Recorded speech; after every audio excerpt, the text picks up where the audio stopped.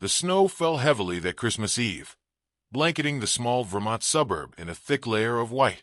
The streets were deserted, save for the faint tire tracks of someone who had long since passed. Inside the house at the end of the street, the warmth of the fireplace barely managed to push back the bitter cold outside. But it was the silence that cut the deepest. Mary Whitmore sat in her worn armchair by the window, staring out into the storm. She wasn't really looking at the snow. Not anymore. Her eyes were clouded, lost in memories, heavy with the weight of years gone by. She was 65 now, a lifetime of quiet days passing without much to fill them. 3 Christmases had come and gone since Jack, her husband, passed away, and every year since it felt like she was stuck in a moment that wouldn't move. The Christmas tree, long stored away in the attic, remained forgotten.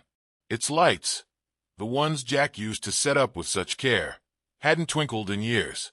The clock on the wall ticked away the seconds, each one a needle piercing the emptiness inside the house that once echoed with laughter, with voices calling out across the rooms, now felt more like a tomb, its walls lined with dust and faded memories.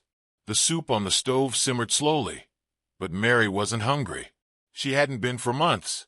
The empty bowl in front of her stood as a silent testament to how little appetite she had for anything these days. Her mind wandered to Claire, her daughter, who hadn't called to say Merry Christmas.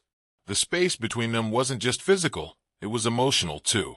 A distance that had widened over the years, a gap that seemed impossible to bridge. She hadn't even heard from Claire in months, and that silence had started to feel like a permanent weight pressing down on her chest. As the wind howled outside, Mary's eyes traced the old familiar lines of the room, but they lingered on the spaces between the furniture, the ones that seemed to grow larger as the years went on. The silence felt almost too thick, too real. She stood slowly from her chair, her thin frame creaking as if the act of movement required all the strength she had left. It wasn't supposed to be like this. She couldn't stop herself from thinking it, the one thought that had been creeping into her mind more often with each passing Christmas. It wasn't supposed to end like this. Alone, abandoned, forgotten. Then, just as she was about to sink back into her chair, something broke the quiet. A faint bark, soft and distant, but unmistakable. Mary furrowed her brow, her heart quickening for reasons she couldn't explain. The sound was coming from outside, cutting through the storm. For a moment, she wondered if her mind was playing tricks on her. But as she stood up and moved toward the window, she could see something through the thick fall of snow. A figure, slow, deliberate, stumbling through the deep drifts of snow. A dog. It wasn't just any dog. This one had large, golden fur, and though it was almost completely covered in snow, the faint glimmer of its coat stood out against the stark white backdrop. It was a struggle for the animal to keep moving, and Mary's heart twisted in her chest. She could see it.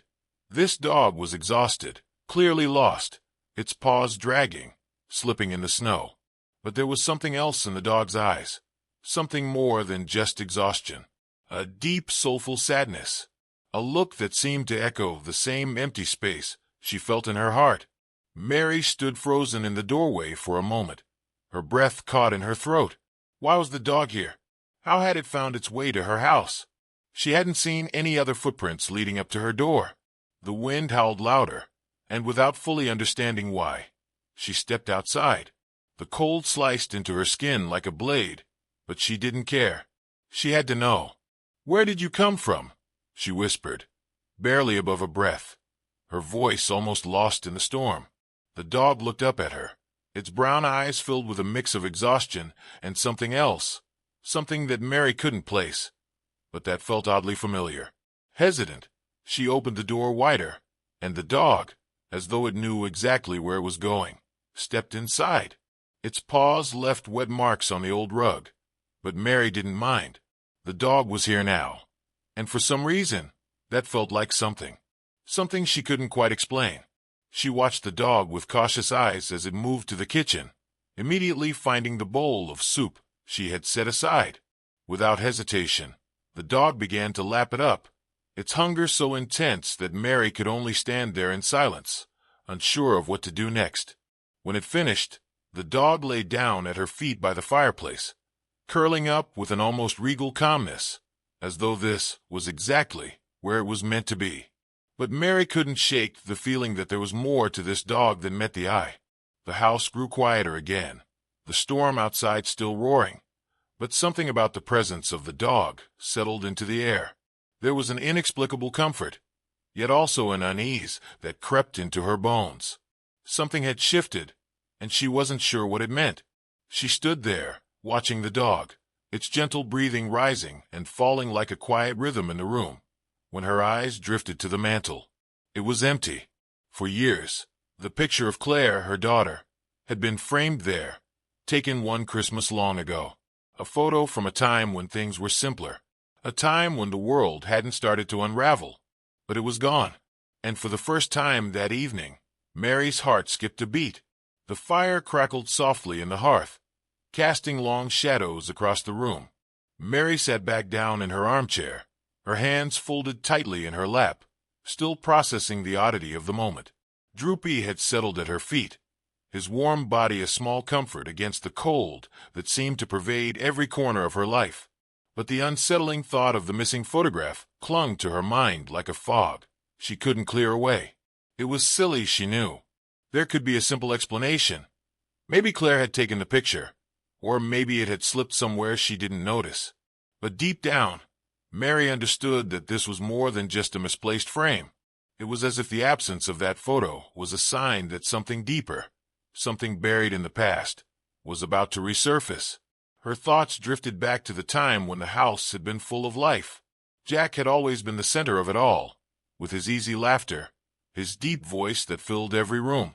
When they were younger, she and Jack had spent hours talking about everything and nothing, their dreams, their fears, and, of course, their hopes for the future. Then Claire came along, a bright spark in their lives, a child they had both adored. They had been a family, a complete unit, and the idea of anything ever tearing that apart seemed impossible. But now, all those years later, it felt like they were all fractured pieces scattered across time and memory. Jack was gone, and Claire. Mary's heart tightened at the thought. The once close relationship they had shared had slowly eroded over the years. The phone calls had become less frequent, the visits fewer, and now, on this Christmas Eve, there was nothing. No call, no card, not even a text. The silence between them had become a wall, high and unyielding. What had happened to them? What had happened to her daughter? Mary couldn't help but replay the moments in her mind, trying to pinpoint where it had all gone wrong. There had been no big argument, no obvious falling out. It was a slow burn, a series of small, hurtful things that built up over time until one day, Mary realized she hadn't seen Claire in months. She wasn't even sure why Claire had stopped coming home for the holidays. And as the years passed, the excuses grew thinner, the reasons more distant. Mary had tried reaching out, but every attempt felt like it was met with silence, like her daughter had built a life without her in it. It hurt more than she could admit, more than she wanted to admit. As the storm outside raged on, Mary's gaze wandered back to Droopy. His presence, though comforting in an odd way, only made the weight of the silence in the house more apparent. How had the dog arrived here? Where had he come from? And why? There was a strange pull she felt toward him, as if the timing of his appearance wasn't just a coincidence. Her mind spun with questions, but the answers felt just out of reach. She couldn't stop herself from wondering if Droopy had come to her for a reason, to deliver some kind of message. The sound of wind rattling the windows snapped her out of her thoughts. She looked back at the dog, now lying peacefully by the fire. His eyes were closed, but there was an alertness about him, as if he were waiting for something or someone. Mary couldn't shake the feeling that there was more to this night than she understood. Something was shifting, and it wasn't just the weather. Her mind wandered to Jack again. His absence had left a hole in her life, so large that nothing could fill it. He had been her partner, her confidant. Without him, everything seemed off balance, like trying to stand on a foundation that was slowly crumbling beneath you. There had been so much left unsaid when he passed, and even now, 3 years later, Mary couldn't shake the feeling that there were pieces of him still missing. There had been so many questions, so many things she never knew. Things Jack had kept to himself, locked away. And now, here she was, in the silence of Christmas Eve, with only a dog to keep her company and a storm outside that seemed intent on burying the world in white. She sighed deeply, trying to push the thoughts away. But just as she closed her eyes, the distant sound of a bark broke through the quiet. It wasn't the same soft sound she had heard earlier. This bark was sharp, urgent. A low growl followed it, as if the dog sensed something just outside the door. Mary's heart skipped. She rose to her feet, the sudden surge of adrenaline pushing her forward. She wasn't sure why, but she felt compelled to open the door. The wind hit her like a cold slap as soon as she stepped outside, but Mary didn't hesitate. She scanned the yard, her breath coming in quick bursts, the cold stinging her face. The snow had thickened since she last looked, and the night was darker, the trees looming like shadows against the sky. Droopy barked again, a sharp, insistent sound that cut through the storm. Mary stepped forward, her boots crunching in the snow.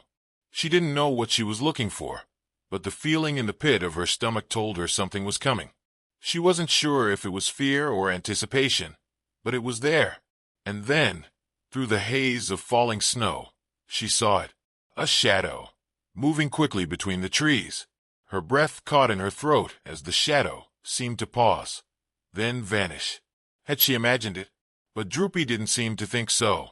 The dog's body was tense now, standing at the edge of the door, ears perked. He growled softly, not in fear, but in recognition, as if he knew exactly what was happening. Mary stood frozen, her mind racing. She couldn't ignore it anymore. This wasn't just an ordinary Christmas Eve. Someone was about to change everything. Mary stood motionless, staring into the storm. The night felt impossibly still after the strange event, but her mind was buzzing with unanswered questions. The figure in the snow, the quick movement between the trees, it felt so real, so tangible. Yet when she tried to trace the steps back, there was nothing. The ground was covered in a blanket of fresh snow, undisturbed by any human tracks, just the faint prints left by Droopy's paws. She looked at the dog, who stood at the door now, his stance firm and unyielding, his eyes locked on the darkness outside. There was something different in his posture, a quiet alertness, as if he knew something was coming. And Mary? Well, she couldn't shake the feeling that something was coming too. She'd felt it ever since the night Jack died, the unspoken weight that had settled over her life, suffocating every joyful moment. The house, the memories, the lost connection with Claire, everything had seemed to drift further and further away with time. She glanced at the phone in her hand, the lingering feeling of the earlier mysterious call pressing against her mind. The voice had been familiar, but not in a comforting way. The words, "Droopy made it to you," kept echoing, stirring something deep in her chest. She hadn't recognized the voice, but it was like a dark shadow lurking in the corners of her memories. Who was it? Who had been able to track her down, after all this time, and why? And why had Droopy been sent here? To her of all people. The question swirled, and she felt a tightness in her chest. She had already faced so much loss, so much abandonment. She had been living in isolation for so long that the sudden appearance of Droopy, and now this mysterious figure, was shaking something loose within her, a storm of emotions she wasn't prepared to deal with. Mary turned her gaze back toward the window, heart pounding. She knew she couldn't ignore what was happening. Something was unraveling in her life, pieces of a puzzle she hadn't known she was trying to solve.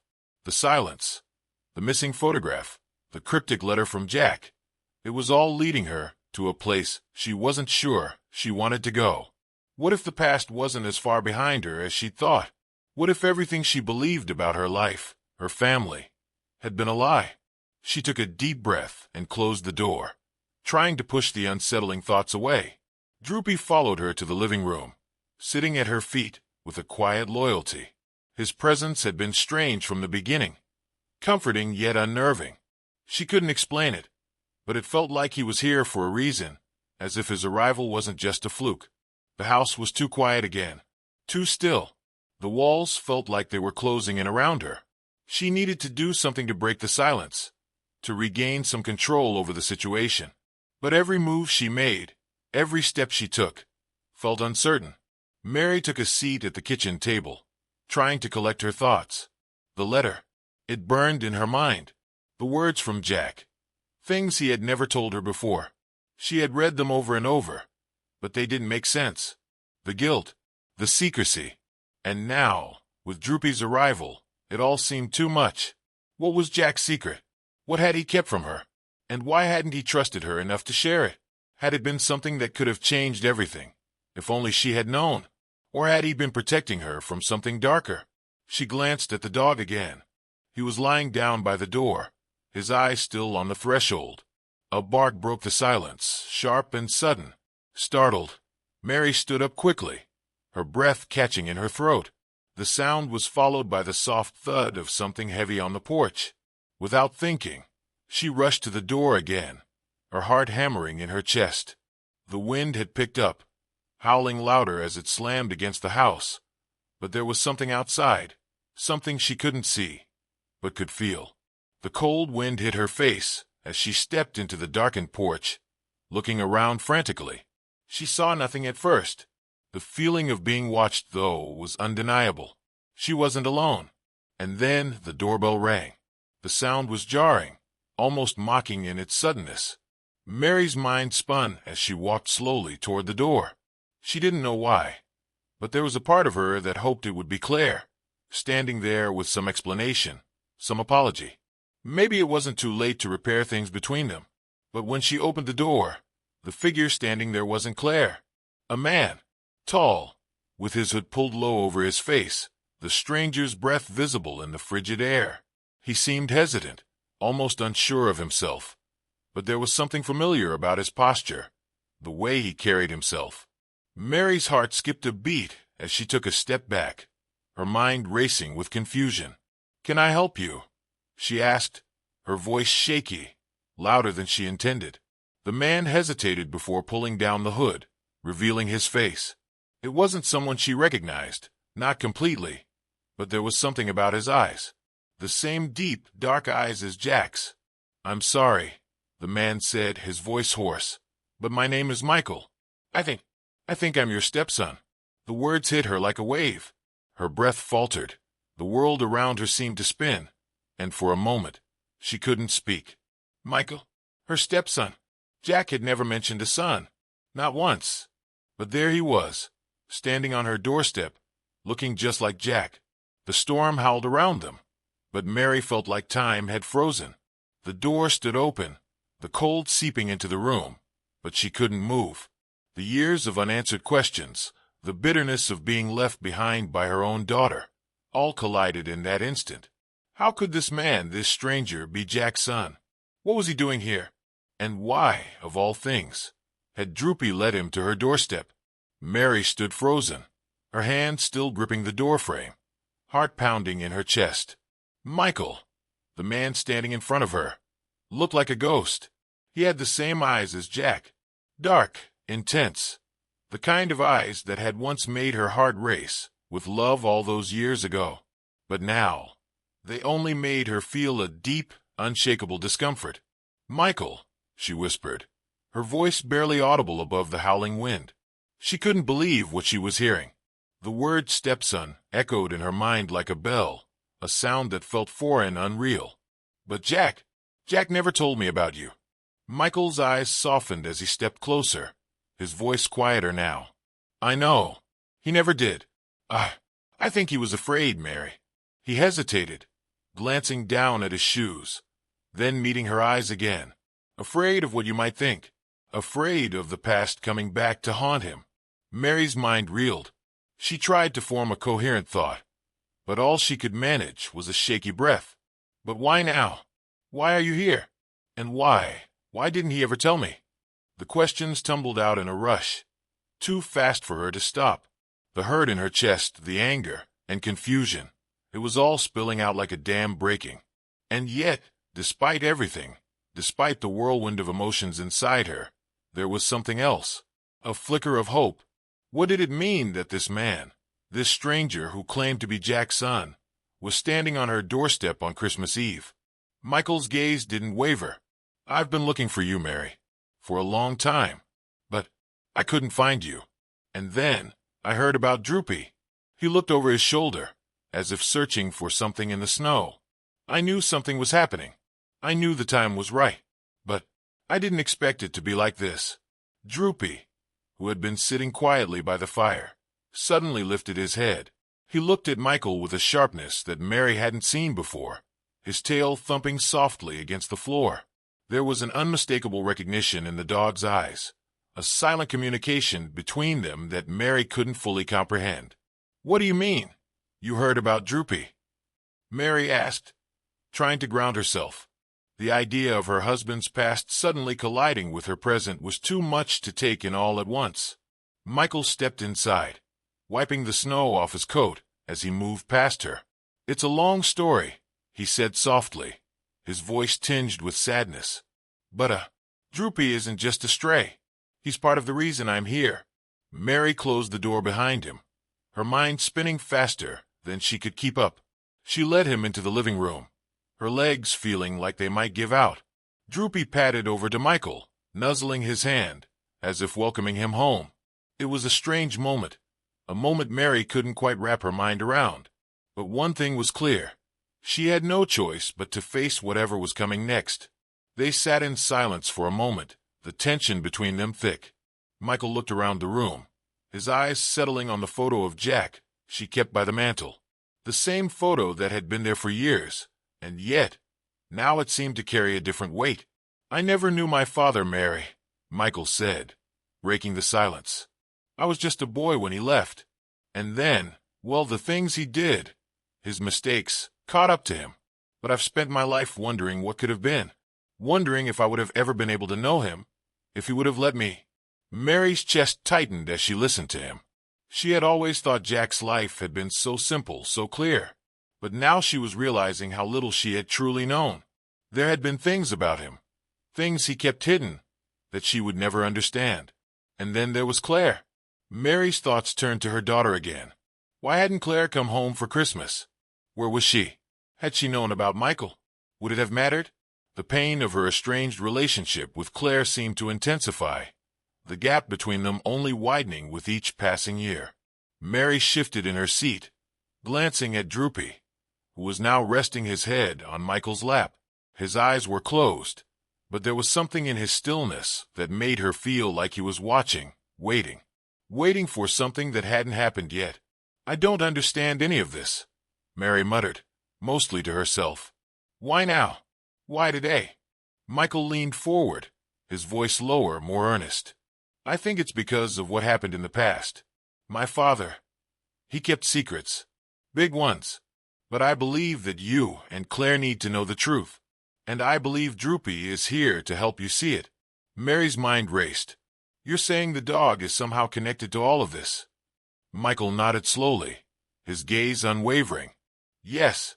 It's not a coincidence that Droopy showed up at your door. There's something more here, something you haven't been told. And I think you deserve to know it. Both of you." The room felt smaller now.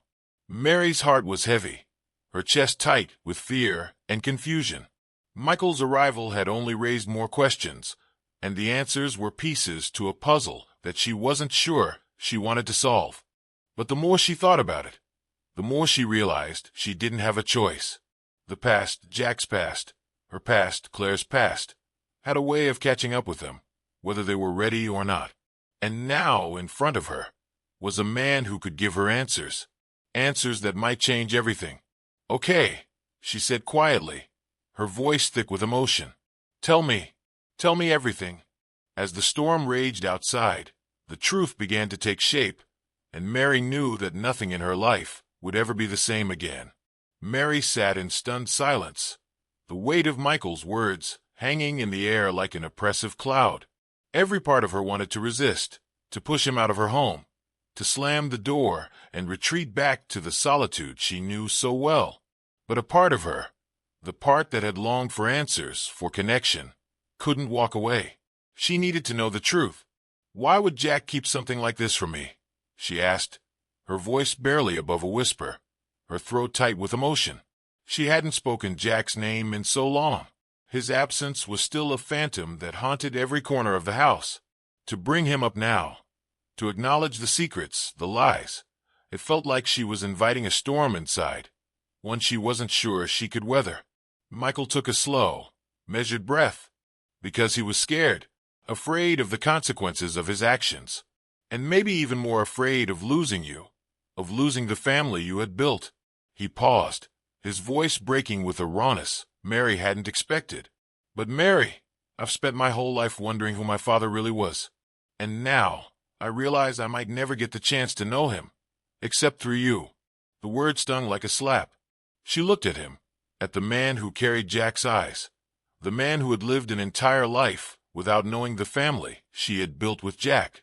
A son, a brother, a stranger standing in front of her. And yet, somehow, he wasn't a stranger at all. He was the missing piece of a life she never knew existed, and that realization settled deep in her chest. Her thoughts flickered to Claire. The rift between them had never seemed so wide, and now this. The questions that had been buried for years were surfacing all at once. Mary felt like she was drowning in them. Questions about Jack, about Claire, about herself.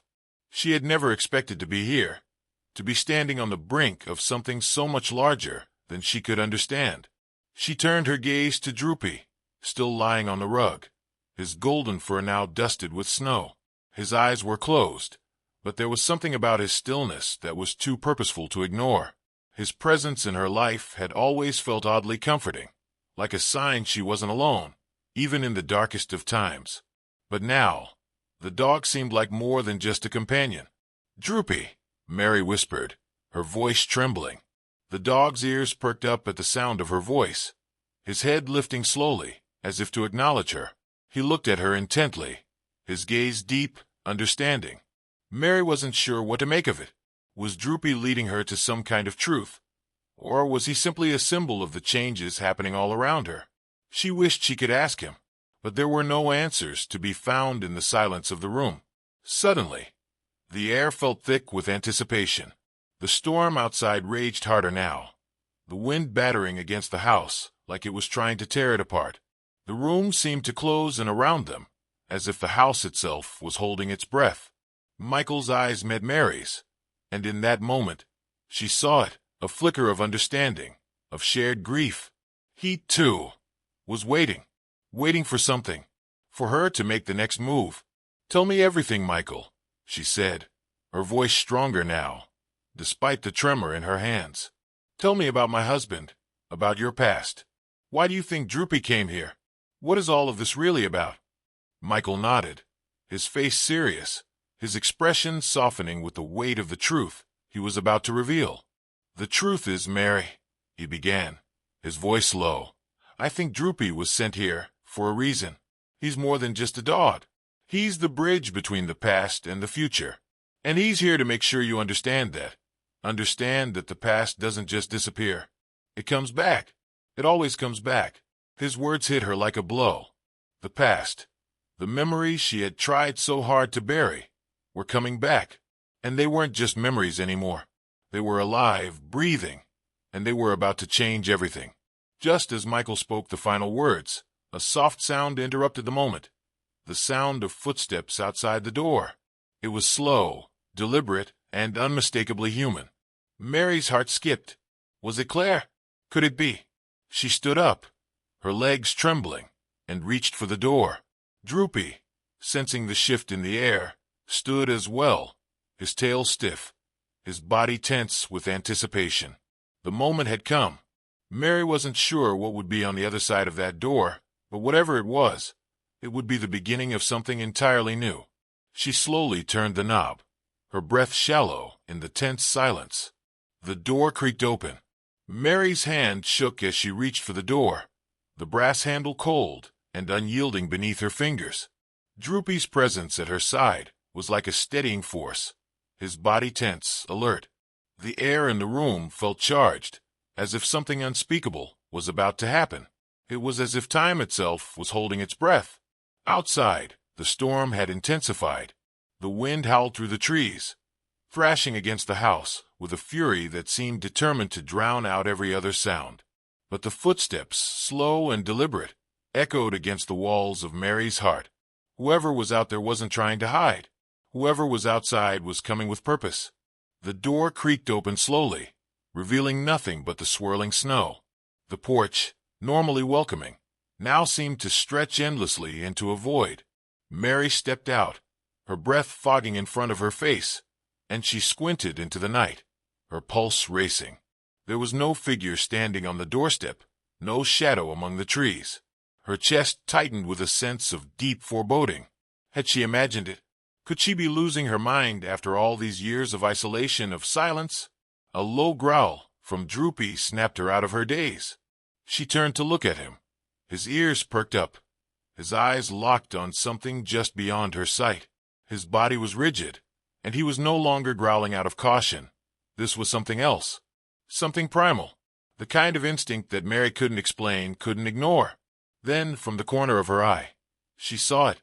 A figure. Not far from where the trees met the snow-covered horizon, a dark shape stood still, almost hidden in the shadows. But Mary knew it wasn't the storm playing tricks on her. It was real. "Michael," she whispered, her voice barely audible. She turned to look at the man inside, but he wasn't there anymore. When she had opened the door, Michael had vanished from the room, his presence somehow replaced by the sense that something, someone, was waiting for her. Her heart pounded as she looked back toward the figure. It took a hesitant step forward, its outline becoming clearer, but still not enough for Mary to make out its features. "Who is it?"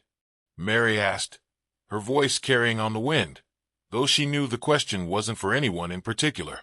Her eyes scanned the figure, and she could feel a strange tension, a pull that made her stomach turn. Another step, and then it stopped. The figure did not advance any further. Yet Mary's feet carried her forward on their own accord. She didn't know what drew her toward it. An inexplicable sense of urgency, maybe, or the desperate desire to understand what was unfolding. But she knew this moment would shape everything. The past, the secrets, the wounds. It was all converging, ready to spill out, and she was right on the edge.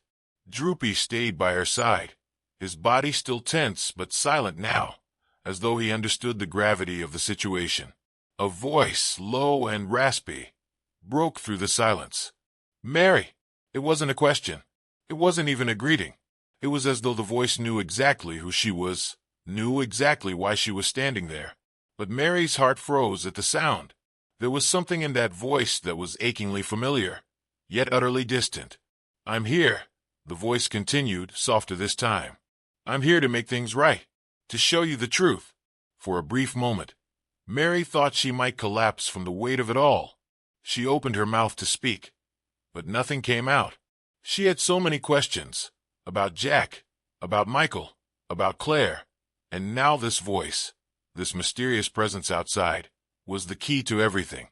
And then, the figure took another step forward, just enough to emerge from the shadows, and the snow shifted.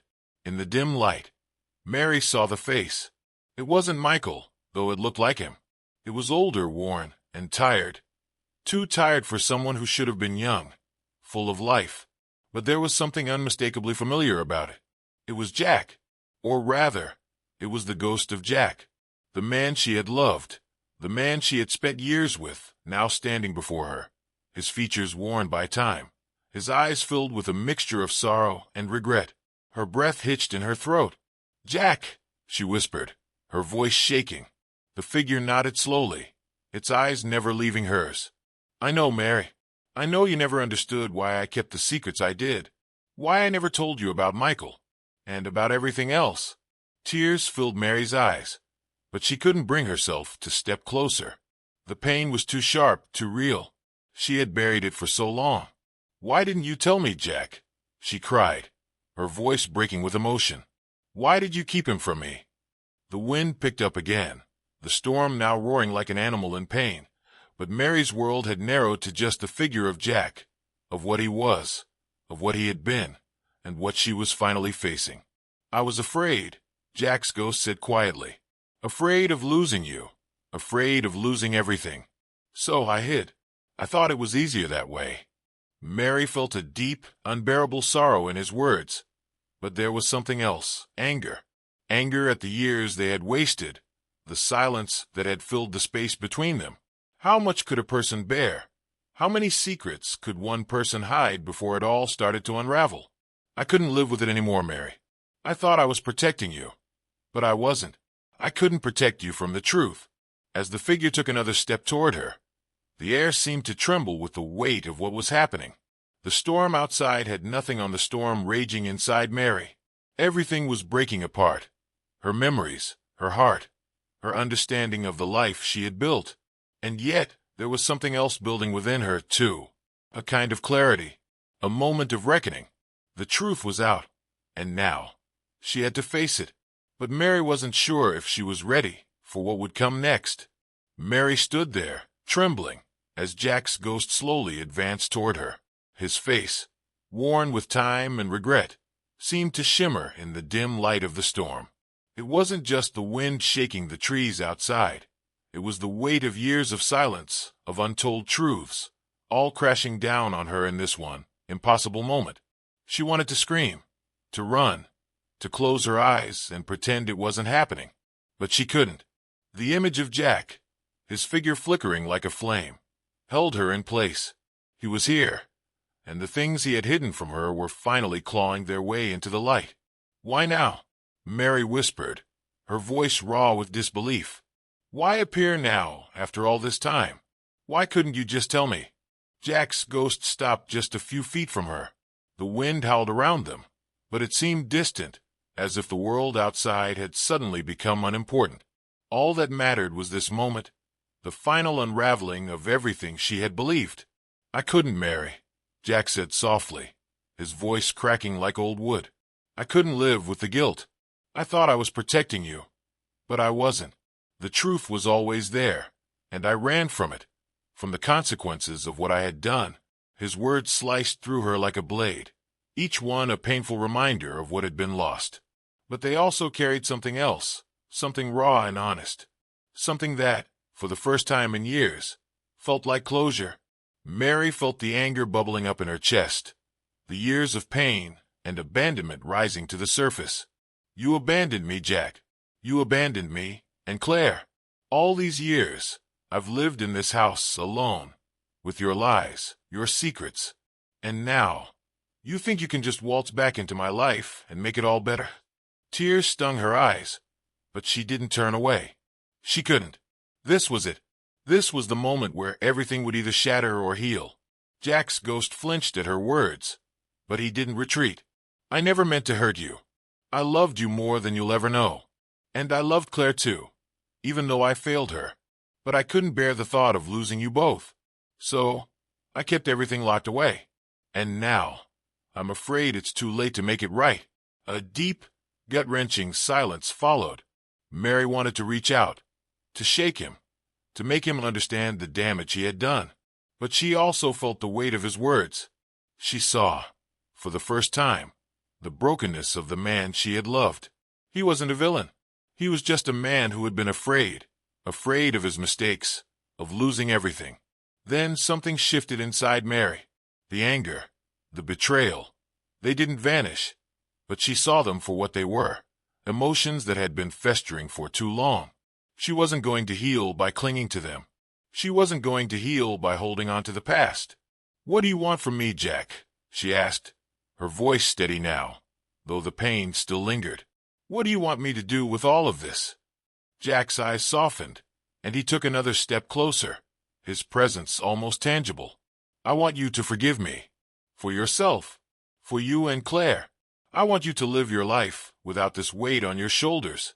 Mary looked down at Droopy, who had been standing silently by her side.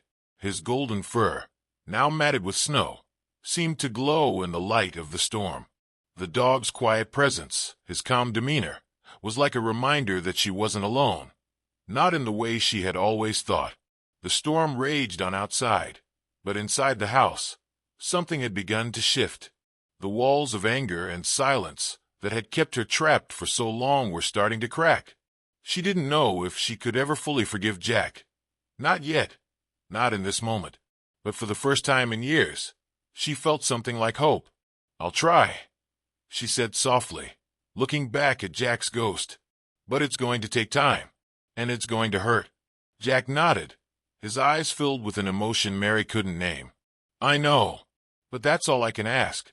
And just like that, the figure of Jack began to fade, his presence slowly dissipating like smoke in the wind. As he disappeared into the storm, Mary felt the last remnants of the past leaving her.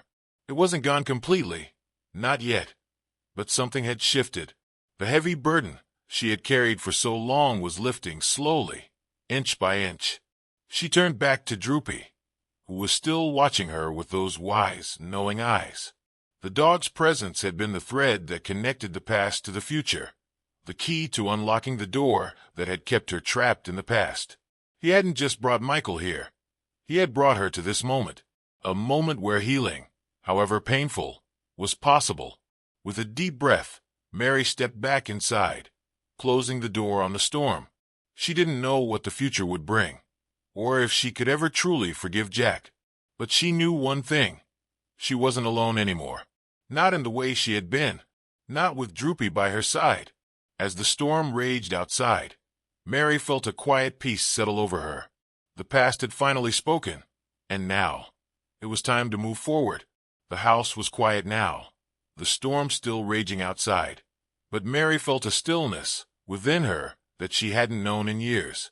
The weight that had pressed down on her chest for so long was finally beginning to lift, and though the pain of the past lingered, it no longer held her in its grip. The door was closed, the night outside a blur of white and gray, but inside there was a new kind of peace, fragile, but real. Mary sat on the couch, her hands folded in her lap, as Droopy lay at her feet. His warm presence seemed like the anchor she never knew she needed, a constant reminder that there was more to life than the quiet solitude she had accepted. He had shown up when she needed him most, without any explanation, and in his own way. He had brought the change she'd been too afraid to seek on her own. For the first time in so long, Mary didn't feel abandoned. The absence of Claire, the estrangement that had built over the years, was still there, but it didn't carry the same weight. She knew it was going to take time, perhaps a long time, but the door was open now, just a crack, and for the first time, she felt like she had the strength to open it wider. She glanced down at Droopy, whose head rested on her feet. His eyes were closed, but there was a calmness in his presence that spoke volumes. He didn't ask for anything. He didn't demand understanding or answers. He had simply come into her life, like a quiet miracle, when she was most in need. He had made her see that it wasn't too late, that she wasn't too old to change, to forgive, to heal.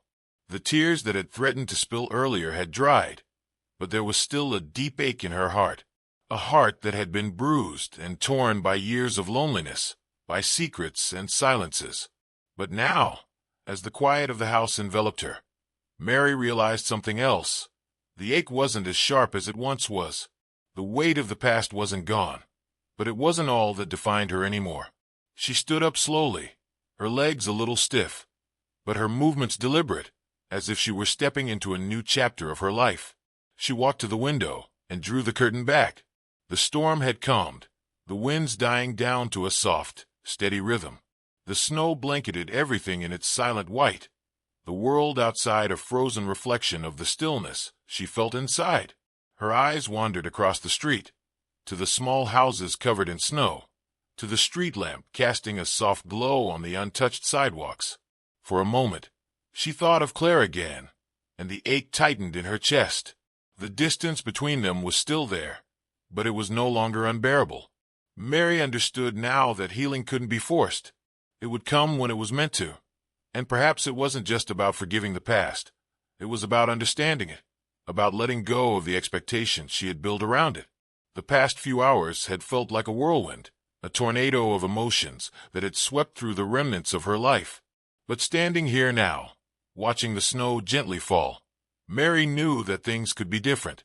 They had to be. The past had been a teacher, a hard one, but one that had shown her the strength she still carried within her. Maybe it's time to start over, she whispered to herself, a small smile tugging at her lips. Droopy lifted his head at the sound of her voice, his eyes still soft, still watchful. He didn't need to understand her words. He was there, as he always had been, offering comfort and companionship without expectation. And in that moment, Mary understood something deeper. She hadn't been truly alone. Not really.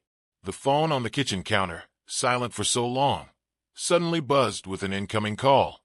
Mary paused, her heart skipping a beat. She hadn't expected anyone to reach out, especially not tonight. With trembling hands, she picked it up and saw the name on the screen. Claire. Her breath caught in her throat as she pressed the phone to her ear.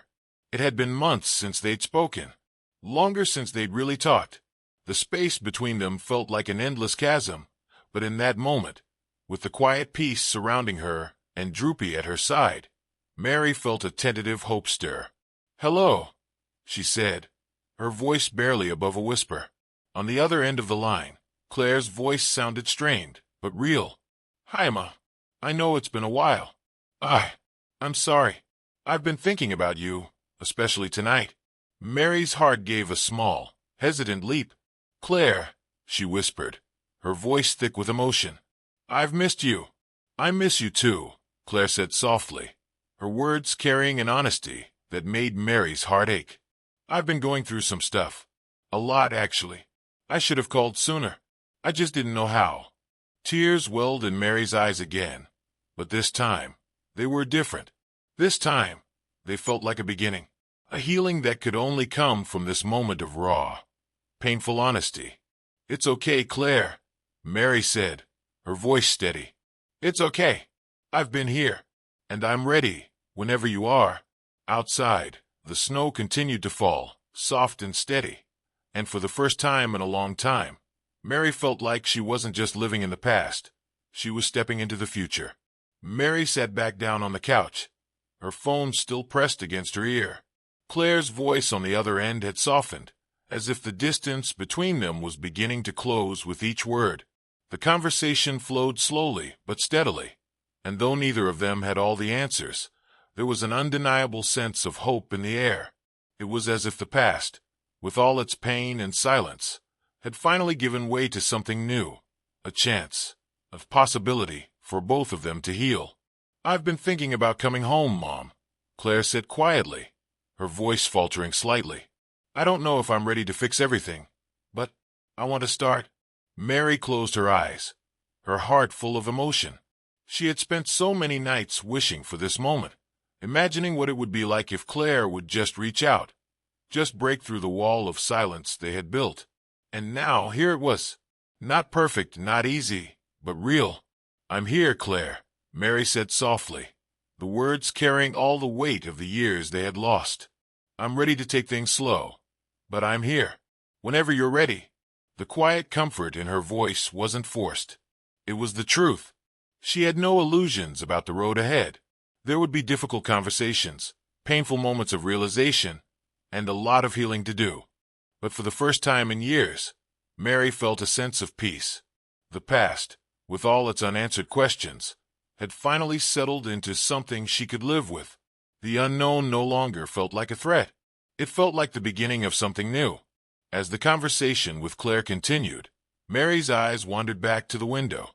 The snow had slowed, the storm now just a distant memory, leaving behind a world covered in soft white. The air outside seemed fresher, as if everything had been washed clean, ready for whatever came next.